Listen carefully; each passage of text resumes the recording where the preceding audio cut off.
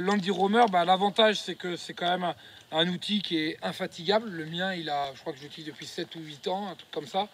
Bon, il est bien usé si vous regardez par rapport à un neuf, mais bon, il y a ce côté sifflé qui est assez agréable. Tu l'as un peu tuné là sur les rangs? Ouais, moi je l'ai parce que je trouvais gros, encombrant plus que lourd.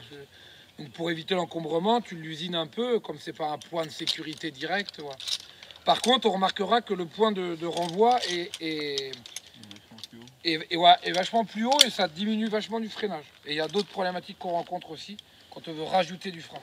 Ouais, c'est beaucoup plus haut, donc tout de suite il va falloir un peu plus que je me crispe ou que je monte bien là. Il faut tes deux mains pour l'enlever aussi. Ouais, il faut mes deux mains pour l'enlever. Et l'autre défaut, c'est que. L'autre défaut, c'est qu'on peut venir clipser des trucs ici, c'est un peu chiant. Par contre, on peut l'utiliser aussi sur le grand sifflet, sur de la grosse corde. C'est quand même pas. Voilà, c'est pas un sifflet sur le grand côté. C'est assez polyvalent. Moi, je l'ai perdu déjà. Ouais, moi, ça m'est jamais arrivé, toi, mais. Voilà. En renvoi, il existe quoi? Vertaco, Freno, ça. Qu'est-ce qu'on oublie? À part le mousqueton de renvoi basique, là.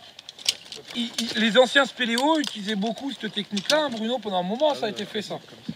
On faisait un mousqueton de renvoi, et c'est là que les histoires de fractio qui pètent ou quoi, de choc. Voilà, comme ça se faisait beaucoup, avec un mousqueton acier. Et on descendait, ça marche très bien. Sauf que le problème, c'est qu'en cas de rupture et de choc, on peut avoir le descendeur qui vient ici. Ou en cas de corde très lourde. Et là, j'ai plus de frein. Et en plus, avec un choc, il va pas exploser mon descendeur, mais il va salement se déformer.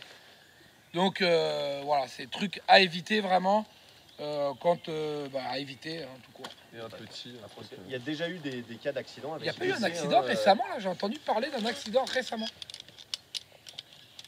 Là, l'autre jour, il y a je sais plus qui m'a dit, il y a eu un accident. Enfin, un mec, il a pris 50 mètres et parce qu'il a le mousqueton, je sais pas comment, il est venu se foutre dedans, il n'a pas réussi à retenir la corde. Le cas du mort au pot 2 en 2008, c'est ça. Sur de la corde de fin diamètre. Et en fait, il avait beaucoup de cordes. Et il a fait des nœuds, je sais pas quoi. Et quand il a équipé, il a jeté toute la corde en bas. Donc c'était très lourd. Et le poids a incliné le descendeur, l'a tanké dans le mousqueton. Et plus de capacité le freinage. Donc à proscrire, voilà, ça a été vérifié. Bon, avec l'Andy Roamer, il n'y a pas ce problème-là, vu qu'il est trop petit pour rentrer dedans. Voilà, grosso modo.